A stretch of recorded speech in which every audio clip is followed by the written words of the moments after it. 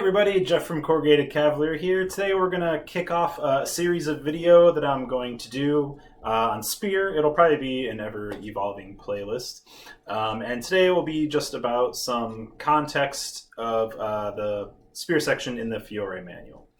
So first things first, it is very clearly intended to be about Spear in armor. Just about all the pictures show it, and he mentions it in the text as well. Because of that, he prefers a shorter spear. So this one is just over 6 feet. It's hard to get the whole thing in camera, but it's just a little bit taller than me. The point is right there if I just drop it down a little bit. So it's really not that long of a spear, not what that many people would consider like lance caliber, but if you hold it pretty far back, which most of the manuscript pictures do, you still have a pretty good amount projecting forward. So I think that this length could be used either on horseback or on foot. So when you're in armor, a longer range doesn't really benefit you that much, because any kind of like glancing blows from out here aren't going to do anything to you. Armor of the day, what it would be in the late 14th or early 15th century, it would be a helmet, usually with a visor. Sometimes they would put it up, but some kind of visor, or a great helm on top of a cervelier or a simple bassinet. And then an aventail, which is like a collar of mail. And then either a full mail shirt underneath or mail sleeves.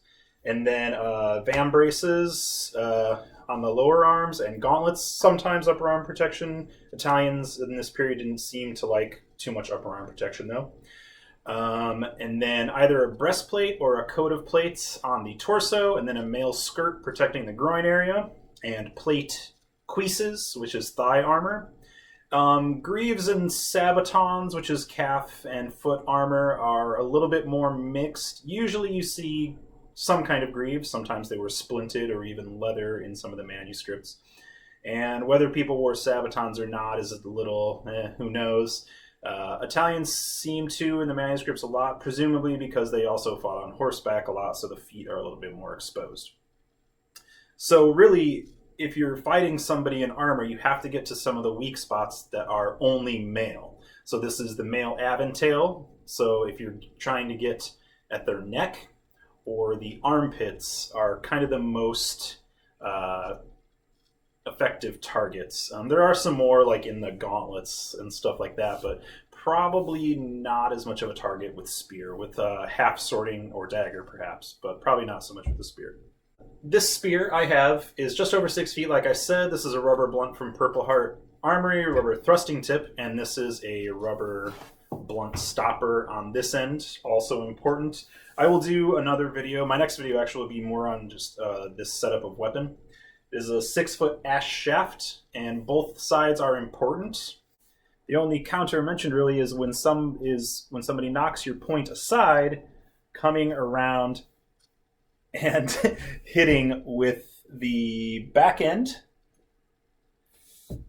which usually, or at least in Fiore's manual, he says had a spike as well. So you're either looking to get the spear point through somebody's mail to injure them, or another thing I think, and there are a couple reasons I think this, is to control their body and possibly push them over, or otherwise manipulate their body into an advantageous position for you.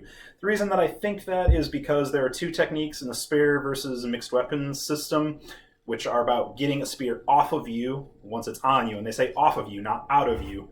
He says off of you. One is like bringing your fists down like this, and he says breaking the spear shaft, but it could also just be getting it off of your neck. And another one is both hands from the side. Also in the grappling section, and yes, I know it's grappling, but there are at least 4 throws, I believe, that are about pushing the head back and getting the center of balance over your torso so you fall backwards, and that's what the throws are based off of. So if you get this point in somebody's neck and you're driving it with a lot of force, with structure, you're probably going to put them on the ground. If you put somebody in armor on the ground and you're also in armor and you get on top of it, get on top of them, I think the likelihood that they're going to come out of that victorious is pretty low. I think you've probably won at that point, probably at least 90% of the time, I would assume. So there are 3 guards. Well, there are 6 guards, 3 on each side, and basically just 1 counter and attack from each of those. So they work a little bit differently from each guard, and 1 counter. And that's really all of the spear section itself. Like I said before, you can glean some techniques from other sections of the manual, and we will start going into that. So the next video I'm going to do is about setting up this spear trainer that I have, which I think is pretty good. I haven't used it with another person so far, but hopefully soon. And then a video just about the guards, and we'll take it from there.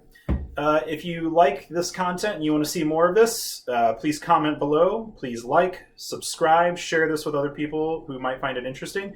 And also follow me on Twitter. You should just be able to search my name, but I'll put it up here as well. And once again, thank you for coming by the channel. Be good to each other, and see you next time.